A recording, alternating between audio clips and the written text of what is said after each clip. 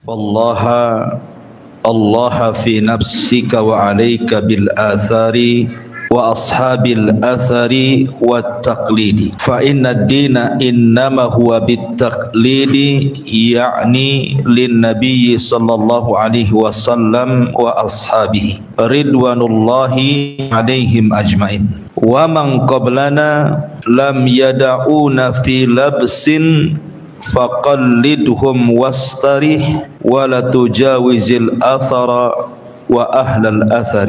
Kata muallif rahimahullahu ta'ala, ingatlah dalam dirimu, kewajiban kamu adalah mengikuti athar dan para pembawa athar serta taklid, karena sesungguhnya agama ini dibangun di atas taklid. Maksudnya taklid kepada Rasul dan juga kepada para sahabat ridwanullah alaihim ajmain. Dan orang-orang sebelum kita, maksudnya para salafun saleh, mereka tidak meninggalkan kita di dalam agama ini dalam kondisi samar, ketidakjelasan. Oleh karena itulah maka ikutilah mereka dan tenangkan hati dengan mereka, tetapi tidak boleh melampaui batas dari athar dan para pembawa athar. Ma'asyiral muslimin yang dimuliakan Allah Azza wa Jalla, maksud athar di sini artinya sunnah Nabi sallallahu alaihi wasallam dan hadis-hadis yang sahih. Baik, muallif rahimahullahu taala setelah sebelumnya menjelaskan kepada kita tentang bahaya orang melakukan bid'ah dan juga penyimpangan-penyimpangan terhadap sunnah, maka mulai beliau mengarahkan sebaiknya kalian kembali kepada athar, artinya kembali kepada sunnah Rasul dan hadis-hadis yang sahih. Kemudian kembali kepada pemahaman para salafus salih, para sahabat Nabi sallallahu alaihi wasallam. Kemudian beliau mengatakan wat taklid, dan juga kita disuruh untuk taklid. Dan yang dimaksud taklid di sini adalah taklid kepada Rasul dan juga kepada sahabat-sahabat Rasul. Dari sini Syekhul Islam Ibn Taimiyah rahimahullahu taala mengatakan, tidak boleh seseorang taklid kepada perorangan kecuali kepada Nabi sallallahu alaihi wasallam, dan tidak boleh taklid kepada sebuah kelompok kecuali kepada para sahabat Nabi sallallahu alaihi wasallam, karena itulah yang mampu menjamin agama kita. Rasul, kemudian setelahnya para sahabat Rasul sallallahu alaihi wasallam. Alasannya di sini wa man qablana lam yada'una fi labsin, karena orang-orang sebelum kita, maksudnya Rasul dan juga para sahabatnya serta para ulama salafus saleh, mereka tidak pernah meninggalkan agama ini dalam kondisi samar. Artinya ada hal-hal yang perlu kita cari sendiri, tidak. Bahkan sudah sempurna dan sudah dijelaskan. Makanya di sini beliau mengatakan faqallidhum wastari. Cukup ikuti mereka saja dan istirahatlah dengan cara itu. Tetapi walaupun demikian wala tujawizil athar, jangan melampaui batas dari apa yang sudah ditetapkan Nabi sallallahu alaihi wasallam wa ahlal athar, dan pembawa hadis Nabi sallallahu alaihi wa ala alihi wasallam. Ma'asyiral muslimin yang dimuliakan Allah Subhanahu wa taala, kalau kita melihat fenomena jauhnya kita dari kehidupan Rasul, ada perkataan yang bagus sekali dari seorang alimin ulama'is salaf, Hasanul Basri rahimahullahu ta'ala. Dan Hasan al-Basri ini termasuk sayyidu tabi'in, pemimpinnya para tabi'in. Apa kata Hasan al-Basri? Lau anna rajulan adraka as-salaf al-awwal thumma bu'itha al-yawma ma urifa minal islami syai'an, qala wa wada'a yadahu ala khaddihi thumma qala illa hadhihi salah. Kata Hasan al-Basri rahimahullahu ta'ala, kalaulah seandainya seseorang mendapatkan kehidupan para salafus salih, maksudnya para sahabat, karena yang bicara adalah Hasan al-Basri. Dan Hasan al-Basri ada seorang tabi'in, artinya ngomong begini itu bicara tentang sahabat. Kalau seandainya seseorang menjumpai para sahabat Nabi sallallahu alaihi wasallam kemudian mereka para sahabat itu dibangkitkan pada zaman kita, kata Hasan Al-Basri, tentu dia tidak akan mengenal Islam yang kita amalkan ini, kecuali sambil kemudian memegang pipinya, kecuali solat itu saja yang kita lakukan. Ini perkataan Hasan Al-Basri rahimahullahu ta'ala, bicara di zamannya. Artinya kalau seandainya di zaman Hasan Al-Basri rahimahullahu ta'ala sudah banyak perubahan, sudah banyak pergeseran agama Islam ini, sampai dikatakan kalau seandainya sahabat Rasul hidup di zaman kita ini, dia tidak akan mengenal Islam kita, karena Islam kita tidak seperti Islam mereka, kecuali solat ini saja katanya. Kalau Hasan Al-Basri ngomong di zamannya, maka perkataan ini tentu lebih layak kita sematkan pada hari ini. Makanya dalam perkataan yang lain dia mengatakan, wallahi demi Allah, laqad adraktu sab'ina badriyan aktsaru libasihi as-suf walau ra'aitumuhum qultum majanin. Demi Allah, aku sudah pernah menjumpai 70 orang-orang yang terlibat dari tentara Badar, dan kebanyakan mereka pakaiannya menggunakan wol. Kalau seandainya kalian melihat mereka, tentu kalian akan menganggap gila pakaian itu, karena tidak ada di zaman kalian pakaian itu. Saking sederhananya, sebagiannya robek-robek dan begitu seterusnya. Makanya Hasan Al-Basri mengatakan, kalau kalian melihat pakaian para sahabat, tentu kalian akan mengatakan mereka gila, seolah-olah tidak ada pakaian lagi.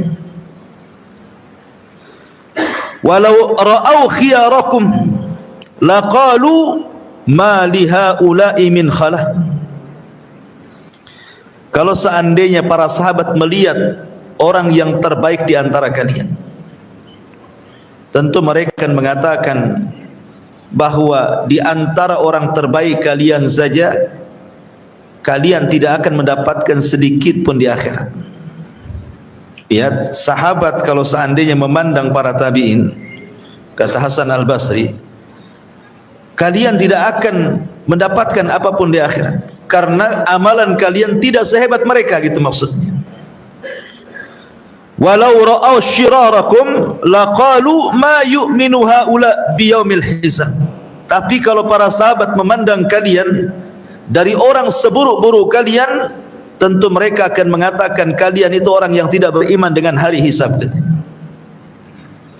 Walaqad ra'aitu aqwaman kanatid dunya ahwan ala ahadihim min turab.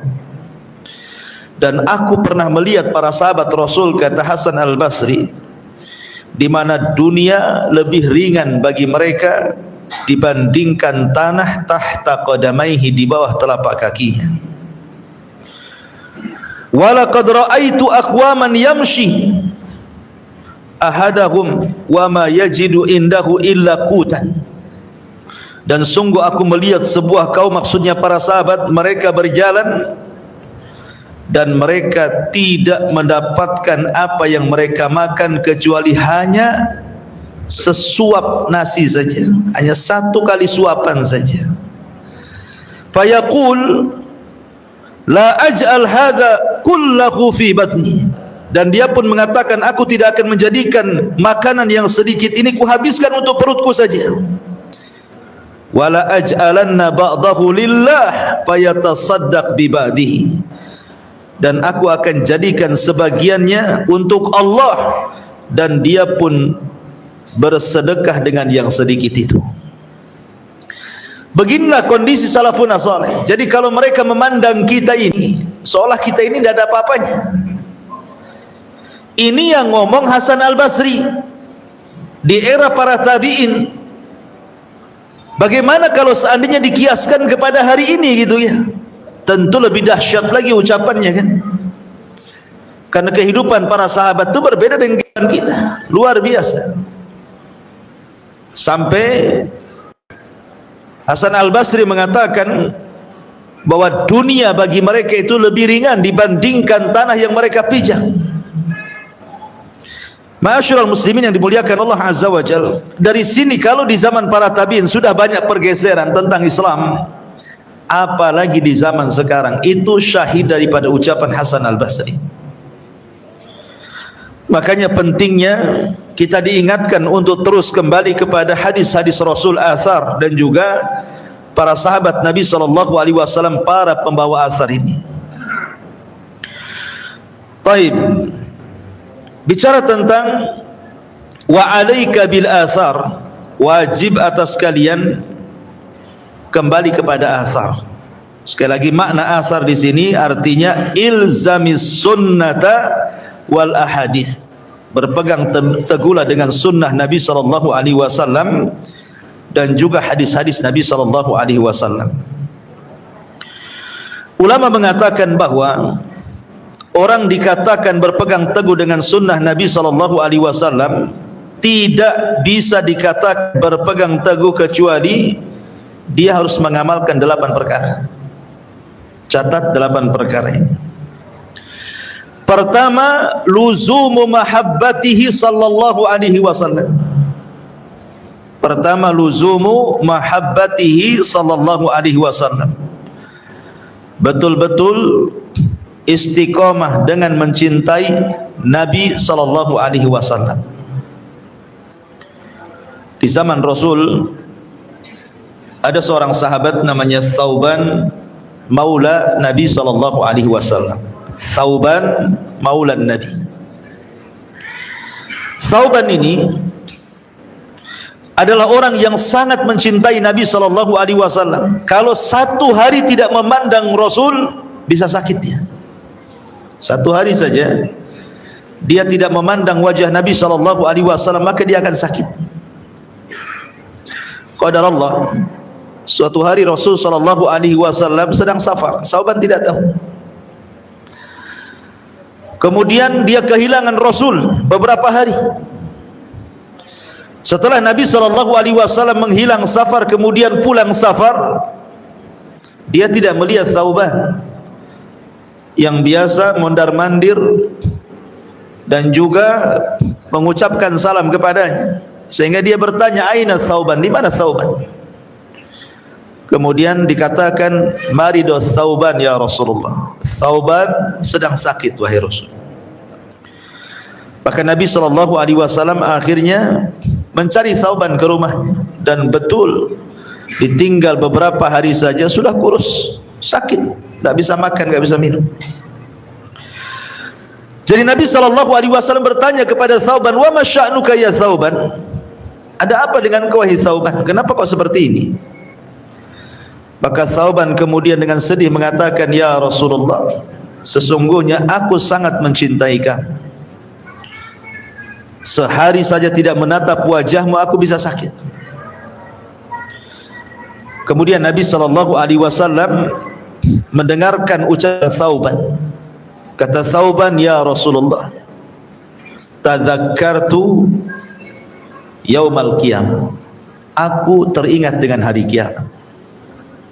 Ya Rasulullah, kalau seandainya Allah Subhanahu wa taala memasukkan engkau ke dalam sorga, begitu juga Allah takdirkan Allah masukkan aku ke dalam sorga, tentu sorga kita akan berbeda. Tentu engkau akan ditempatkan di sorga yang paling tinggi, sementara aku ditempatkan di sorga yang paling rendah. Mungkinkah aku bisa menatap wajahmu dan berjumpa dengan kamu? Thauban mengatakan, kalau aku di bawah engkau di atas, bagaimana cara ketemunya? Menatap wajahmu. Maka Nabi SAW terdiam sampai turun ayat, wa man yuti'illaha wa rasulahu fa ulaika ma'alladzina an'amallahu 'alaihim minan nabiyyina was-siddiqina wasyuhada'i was-salihin wa hasuna ulaika rafiqa. Turun ayat ini. Barang siapa yang taat kepada Allah, taat kepada Rasul, maka mereka akan dikumpulkan bersama para nabi, para siddiqin, para syuhada dan orang-orang saleh, dan merekalah sebaik-baik teman kelak pada hari kiamat. Artinya buah kecintaan Thauban akan dikumpulkan bersama Nabi SAW di sorga. Inilah yang dikatakan Nabi SAW, al-mar'u ala man ahab. Seseorang itu akan dikumpulkan bersama idolanya masing-masing. Makanya kenapa Nabi SAW ketika bicara tentang khuturah tarkis salat, bahaya meninggalkan salat, kata Nabi SAW, siapa yang meninggalkan salat, maka mereka akan dikumpulkan bersama Qarun, bersama Fir'aun, bersama Haman, dan bersama Ubay ibn Khalaf. Kenapa yang disebut 4 orang ini? Orang yang meninggalkan salat nanti pada hari kiamat akan dikumpulkan dengan 4 orang ini, dan jelas yang namanya 4 orang ini pasti masuk neraka. Artinya orang-orang yang meninggalkan salat itu akan dikumpulkan di neraka pertama bersama Qarun, karena ada kemiripan antara Qarun dan orang yang meninggalkan salat. Maksudnya apa? Sebab orang meninggalkan salat itu karena kesibukan mengurus harta. Kebanyakan orang mengurus harta lupa salat. Kemudian dikumpulkan bersama Fir'aun. Kenapa kemudian Fir'aun yang menjadi permisalan di sini? Karena biasanya orang yang tidak salat itu disibukkan karena kekuasaan. Orang kalau sudah berkuasa biasanya sibuk dengan kekuasaannya, lupa dia salat. Kemudian dicontohkan dengan Haman. Haman itu perdana menteri Fir'aun. Artinya orang-orang yang berada di sekeliling penguasa, mereka akan sibuk, menteri-menteri bahasa kitanya, sibuk untuk menjilat para penguasa sehingga mereka lupa salat. Kemudian dicontohkan dengan Ubay ibn Khalaf, karena Ubay ini pedagang handal di zaman jahiliyah. Karena di antara orang yang melupakan salat itu karena sibuk dengan perniagaan. Akan disebutkan 4 orang ini. Lah ketika Nabi SAW mengatakan mereka bersama Fir'aun, bersama Qarun, bersama Haman, bersama Ubay ibn Khalaf, menunjukkan bahwa al-mar'u alaman ahab, orang itu akan bersama idolanya pada hari kiamat. Makanya seorang sahabat datang kepada Nabi SAW bertanya soal kiamat. Rasul, kapan kiamat itu? Rasul tidak mau menjawab. Rasul, kapan kiamat? Rasul tak mau menjawab. Rasul, kapan kiamat? Rasul tak mau menjawab. Akhirnya Nabi SAW kemudian melirik kepada orang yang bertanya itu dan mengatakan, wa ma a'dadta laha, dari tadi kau tanya kapan kiamat, kapan kiamat, kapan kiamat, apa yang kau sudah siapkan untuk kedatangan kiamat itu? Jadi Nabi SAW membalik tanya gitu, emang apa yang kau siapkan? Dari tadi kau tanya kapan kiamat itu. Maka sahabat ini mengatakan, la syai'a ya Rasulullah, aku tidak memiliki apapun perbekalan untuk menjelang kiamat wahai Rasul. Walakinni, kata dia, akan tetapi wahai Rasul, inni uhibbullaha war rasul, aku sangat mencintai Allah dan Rasulnya. Apa kata Rasul? Anta ma'aman ahbab, kalau begitu engkau bersama orang yang kau cintai, engkau bersama orang yang kau idolakan. Maka hati-hati cari idola di dunia ini. Ma'asyiral muslimin yang dimuliakan Allah, ini yang pertama, bahwa orang dikatakan iqtida, maksudnya senantiasa ilzam dengan sunnah adalah ketika terus menanamkan rasa cinta kepada Nabi SAW. Yang kedua, al-iqtida'u bihi wasti'malu sunnatihi wa itba'u aqwalihi wa af'alihi wa imtithalu awamirihi wa istinabu nawahihi wa ta'addub bi adabihi fi usrihi wa yusrihi wa mansyatihi wa makrahihi. Yang kedua, berusaha untuk senantiasa mengamalkan sunnah Nabi, mengikuti Nabi dari perkataannya, perbuatannya, berusaha mengamalkan perintah-perintahnya, menjauhi larangan-larangannya, beradab dengan adabnya, baik dalam kondisi sulit ataupun susah, baik dalam kondisi semangat ataupun dalam kondisi malas, tetap mengikuti sunnah Nabi. Seorang ulama salaf, Sahlu At-Tustari rahimahullahu ta'ala, mengatakan, usulu madhabina thalathatun, pondasi madhab kami itu cuma 3. Al-iqtida'u bin Nabi sallallahu alaihi wasallam fil akhlaqi wal af'al, kita senantiasa mengikuti Rasul dalam setiap akhlak-akhlaknya dan perbuatan-perbuatannya. Yang kedua, wal aklu minal halal, berusaha untuk memakan yang halal-halal. Dan yang ketiga, wa ikhlasun niyati fi jami'il a'mal, berusaha untuk mengikhlaskan niat pada seluruh amalan-amalannya. Kemudian dia memberikan catatan kepada ayat wal amalus salihu yarfa'uh, dan setiap amal soleh akan diangkat.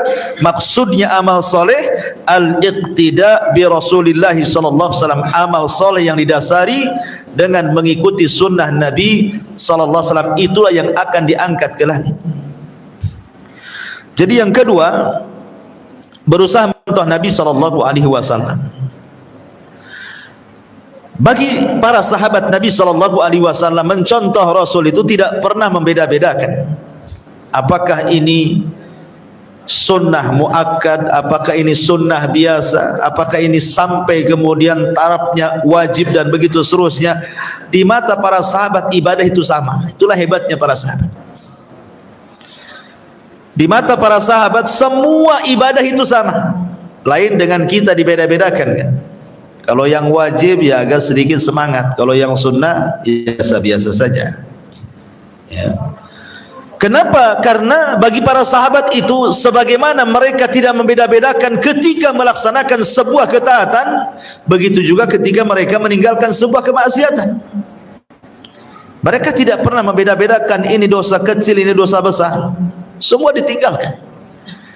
Karena bagi mereka bukan pembagian dosa, tapi kepada siapa mereka berdosa, kepada Allah Subhanahu wa ta'ala. Sehingga mereka tidak pernah beda-bedakan. Makanya kita pun sama, kalau begitu jangan pernah ini kan dosa kecil saja, nggak apa-apalah, kan bisa dihapus dengan wudu, bisa dihapus dengan sholat, bisa dihapus dengan puasa, dan begitu seterusnya. Karena sahabat Nabi sallallahu alaihi wasallam dijelaskan yang kedua di sini, mereka adalah orang yang paling mengikuti sunnah tanpa membeda-bedakan sunnah. Dan sudah saya jelaskan panjang lebar pada pertemuan yang lalu. Kemudian berusaha untuk mengamalkan perintah-perintahnya dan menjauhi larangan-larangannya. Dahulu di zaman para sahabat pernah terjadi paceklik yang berkepanjangan. Sampai-sampai Rasul dan para sahabat itu mengalami kelaparan di kota Madinah. Karena kita tahu bahwa cuaca Madinah beda dengan Mekah kan. Kalau Mekah itu memang dari dulu di zaman Rasul, mereka itu tergantung ekonominya dengan perdagangan, sehingga tidak pengaruh mau musim panas mau musim dingin. Makanya mereka melakukan 2 perjalanan dalam berniaga mereka, rihlatas syita'i was-saif. Tapi Madinah itu mereka tidak terbiasa berniaga. Mereka terbiasa dengan bercocok tanam, pertanian, ya, kalau perdagangan.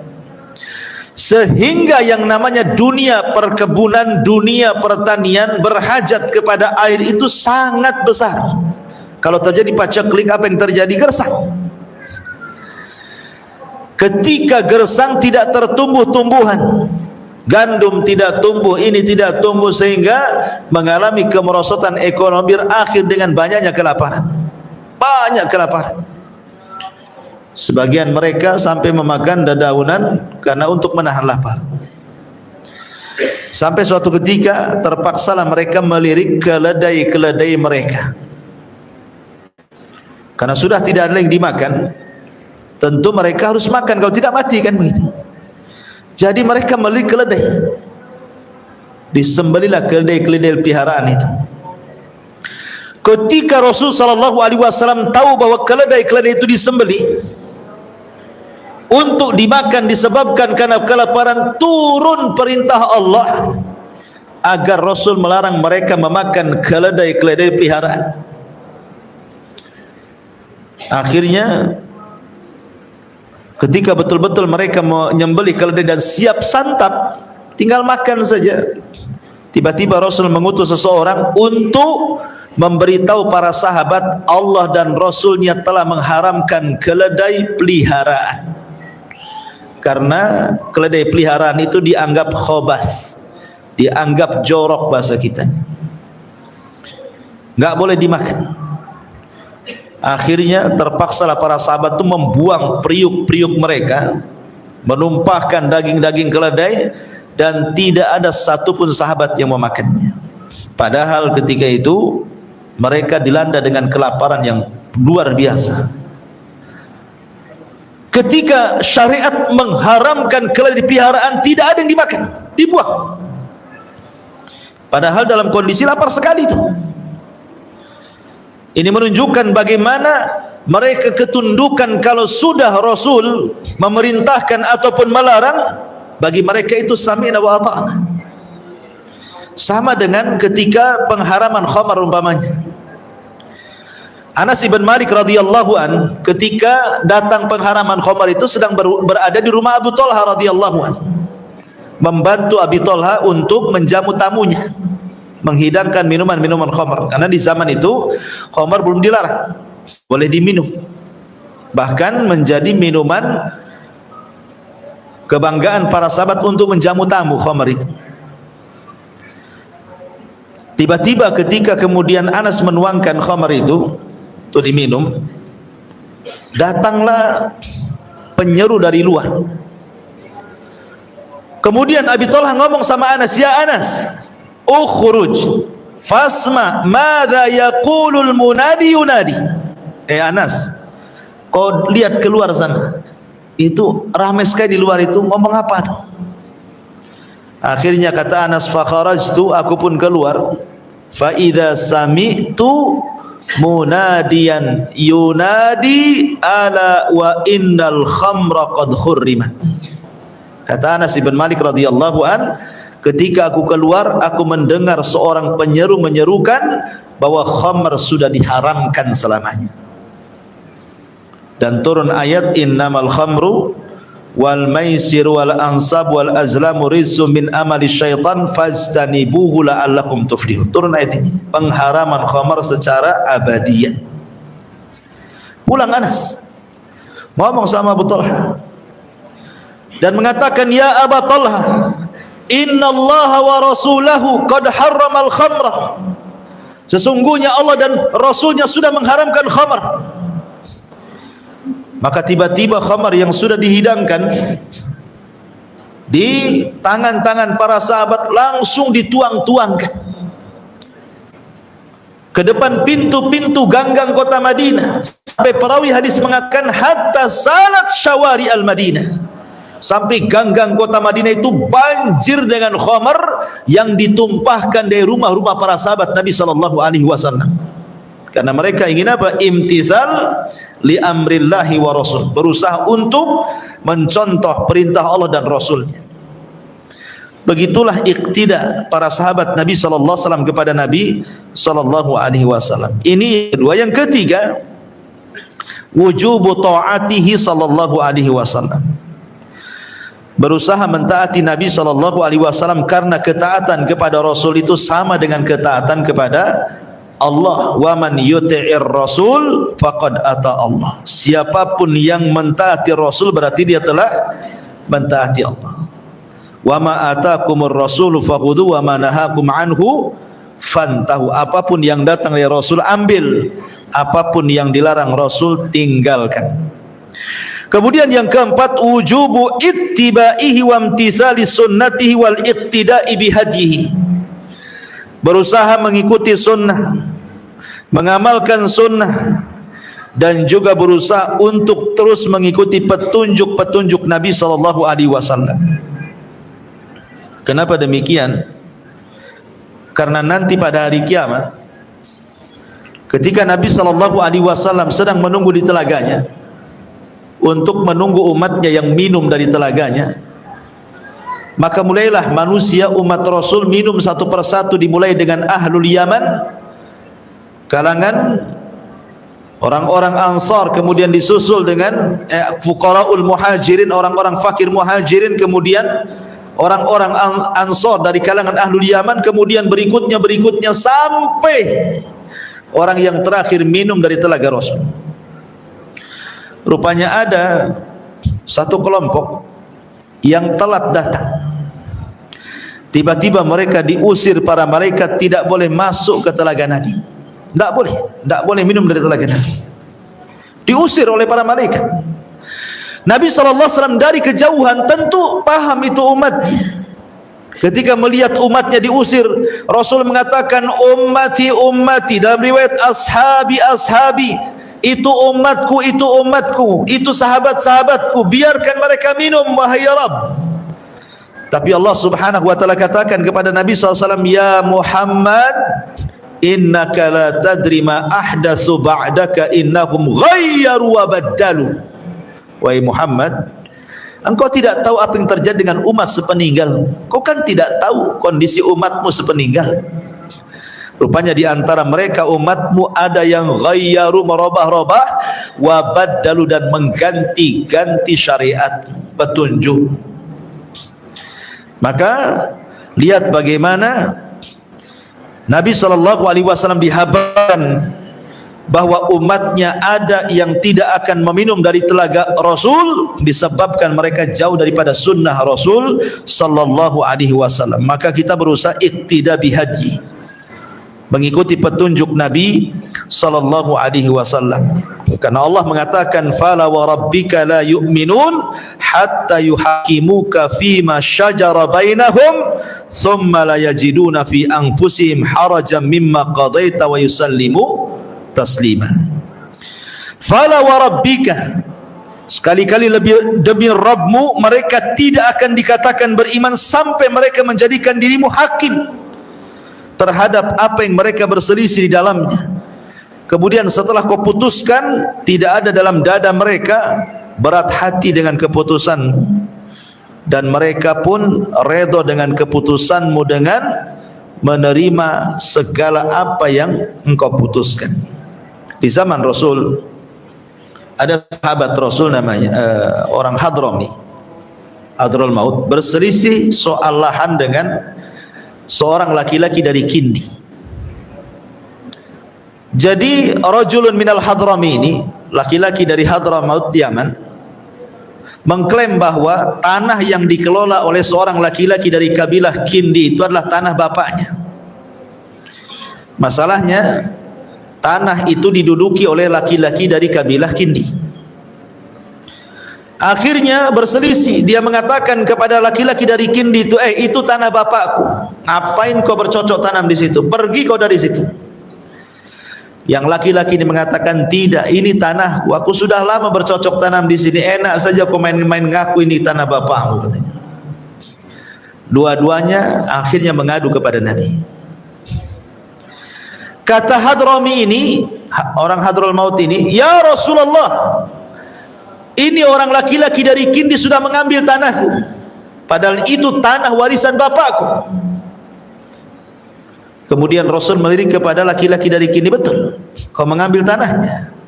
Dia mengatakan, tidak ya Rasulullah, ini tanahku, buktinya aku bercocok tanam di tanahku sendiri. Aku sudah lama bercocok tanam di sini, kok tiba-tiba dia datang aku pula tanahnya? Maka Nabi SAW melirik kepada orang yang ngaku tanah dari Hadrami ini dan mengatakan, ala kabayyina, oke, enggak apa-apa, kamu mengklaim itu tanahmu, ada enggak buktinya? Entah sertifikat, sudah WTO belum, ataupun mungkin ya minimal surat alasa atau apalah, RT RW lurah kan, itu kan harus ada bukti. Atau mungkin ada saksi 2 orang bahwa itu tanahmu. Laki-laki dari Hadrami mengatakan, tidak ya Rasul, aku tidak punya bukti, tapi aku yakin itu tanahku. Kemudian Nabi SAW melirik kepada laki-laki dari Kindi, karena engkau yang mengklaim tanah itu tanahmu tidak ada bukti, sekarang aku tanya, hei orang Kindi, mau enggak kau bersumpah bahwa itu tanah? Yang laki-laki dari Hadrami berteriak, ya Rasulullah, dia orang fajir, kalau dia suruh bersumpah suka-suka dia sumpah tuh, ngapain kau dengar sumpahnya? Dia pasti mau bersumpah tuh walaupun dusta, katanya.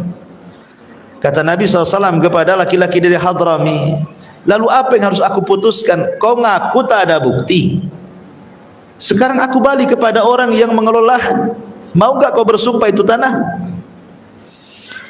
Dari sini ada kaidah dalam dunia peradilan itu, al-bayyinatu 'alal mudda'i wal yaminu 'ala man angkar, bahwa bukti itu harus didatangkan kepada orang yang mengklaim dan sumpah itu didatangkan orang yang dituduh. Akhirnya dia bersumpah, berarti milik laki-laki dari Kindi karena dia siap bersumpah. Tapi sebelum pergi Rasul mengatakan kepada keduanya, ingat, aku ini hanya berhukum dengan hukum zahir. Aku ini hanya berhukum dengan hukum zahir.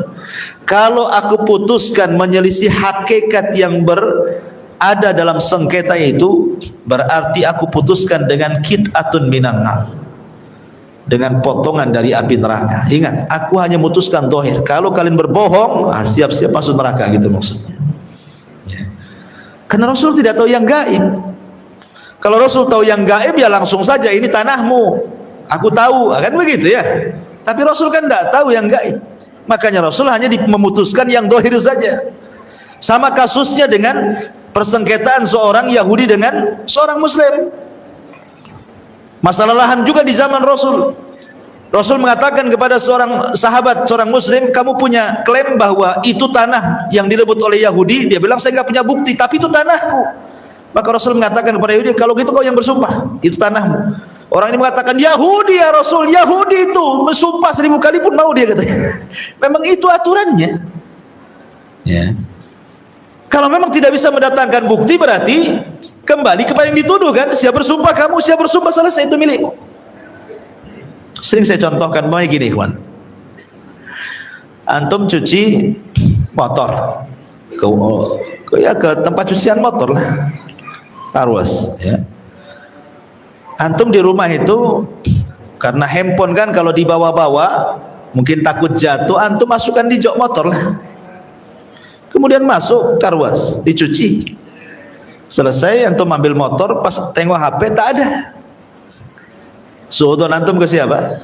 Ke pencuci motor kan. Siapa lagi? Tadi saya taruh di jok motor, kok dicuci 1 jam di situ hilang. Kalau bukan yang nyuri, yang nyuci siapa lagi? Nggak ada jin ambil handphone. Langsung kita datangi, maaf nih Pak, saya tadi cuci motor di sini, saya naruh handphone di sini, kok nggak ada? Pasti kamu ambil atau terambil. Tolonglah, mana handphonenya? Kata tukang cuci, saya tidak tahu, saya hanya nyuci saja. Dia mengklaim bahwa diambil tukang cuci, tukang cucinya berlepas diri, aku hanya nyuci saja di sini, nggak tahu handphone mau di mana. Berarti di sini tegaklah kaidah al-bayyinatu 'alal mudda'i wal yaminu 'ala man angkar, bahwa bukti didatangkan orang yang menuduh, sementara sumpah itu cukup diucapkan orang yang dituduh.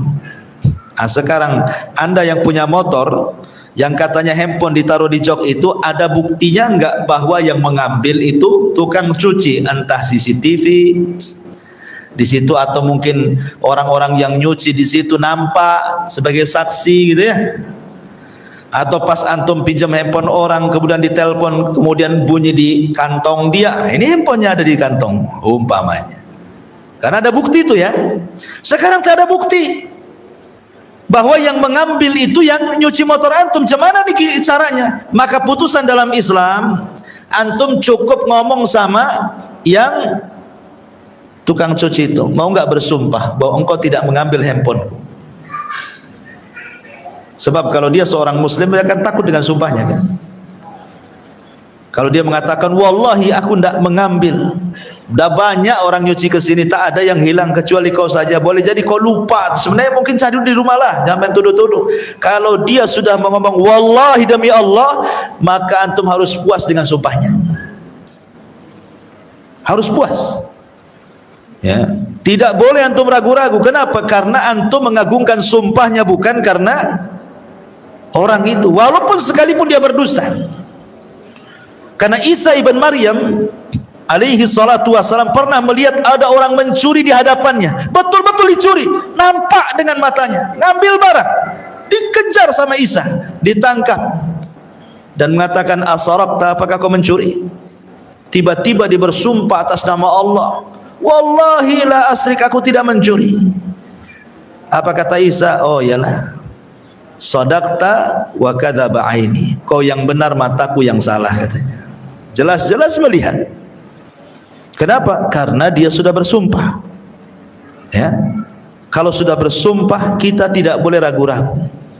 Habis sumpah antum masih datangkan polisi juga. Gimana antum? Orang bertauhid nggak boleh gitu. Ya sudahlah, selesai kalau sudah bersumpah. Kecuali kata Syekh Utsaimin rahimahullah ta'ala, orang yang bersumpah itu memang orang jahat, dikenal dengan kejahatannya, biasa berdusta, dia tidak pernah menghargai sumpah. Suruh sumpah 1 juta kali pun dia bisa sumpah untuk kebodohannya dan kebohongannya. Maka kalau seperti ini, maka boleh antum tidak tenang dengan sumpahnya. Tapi kalau seandainya orang yang bersumpah itu nampak zahirnya orang baik, maka antum harus menerima sumpahnya. Ataupun walaupun 50-50 nih, nampaknya 50% benar, 50% tak benar nih, tetap antum harus terima sumpahnya. Kecuali kalau lewat di atas 50%, antum tidak yakin dia sumpahnya benar, boleh antum tidak terima. Ini kata Syekh Utsaimin rahimahullah ta'ala. Syahidnya adalah tadi tentang kisah seorang laki-laki dari Hadrami, dia langsung menerima putusan Nabi kan. Begitulah, harus menerima putusan Nabi. Kemudian yang nomor 5, tarku mukhalafati amrihi wa tabdil sunnatihi. Jangan sampai menyelisihi perkara Nabi sallallahu alaihi wasallam ataupun merubah-rubah sunnah Nabi sallallahu alaihi wasallam. Karena umat di akhir-akhir ini ikhwan, sudah terlampau banyak pergeseran dalam agama ini. Seperti contohnya, dulu saja belum ada handphone. Kita lihat di yang punya mobil gitu kan, kadang-kadang kaset-kaset musik itu, piringan-piringan itu jauh lebih banyak isinya dibandingkan kaset yang ada murotahnya, ya kan? Kan kalau dulu kan di mobil-mobil itu kan kaset piringan banyak, orang-orang dibungkus, ditaruh di otak gitu. Apakah itu mobil angkot atau apalah kan, atau mobil pribadi, yang di dalam mobil itu isinya mesti musik. Itu belum ada handphone tuh ya. Sekarang sudah ada handphone kan. Saya yakin bahwa aplikasi Al-Quran dalam handphone, di handphone antum itu saya nggak yakin kalau ada paling depan itu. Boleh jadi tidak ada, butuh tinggal download di Play Store aja kan. Tapi kalau YouTube itu wajib ada di depan, Facebook wajib ada di depan, Instagram wajib ada di depan. Kenapa? Karena di situ ada marketplace, COD, semua dunia aja isinya kan handphone. Artinya udah ada pergeseran kan di sini, ya. Seolah-olah apa? Dunia lebih dikedepankan dibandingkan Allah Subhanahu wa taala. Lah kalau seandainya Quran saja bisa tidak dikedepankan daripada yang lain, cemana pula masalah sunnah Nabi. Ya, yang ke nomor 5, tarku mukhalafati amrihi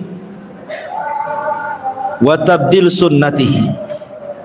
Berusaha tidak menyelisihi setiap perintahnya dan tidak mengganti-ganti sunnahnya.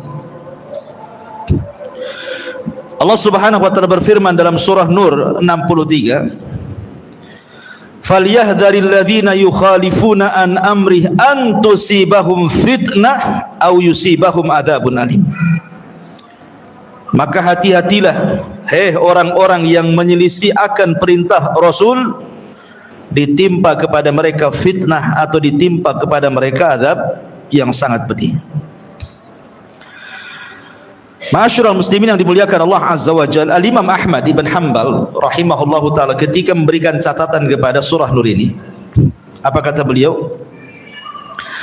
Ajibtu liqaumin araful isnada wa sihhatahu yadhhabuna ila ra'yi Sufyan wallahu yaqul falyahdharil ladzina yukhalifuna an amrih an tusibahum fitnah aw yusibahum adzabun alim. Atadri mal fitnah? Al fitnatu asyirku la'allahu idza radda ba'dha qawlihi an yaqa fi qalbi syai'un minaz zaigi fayahlik.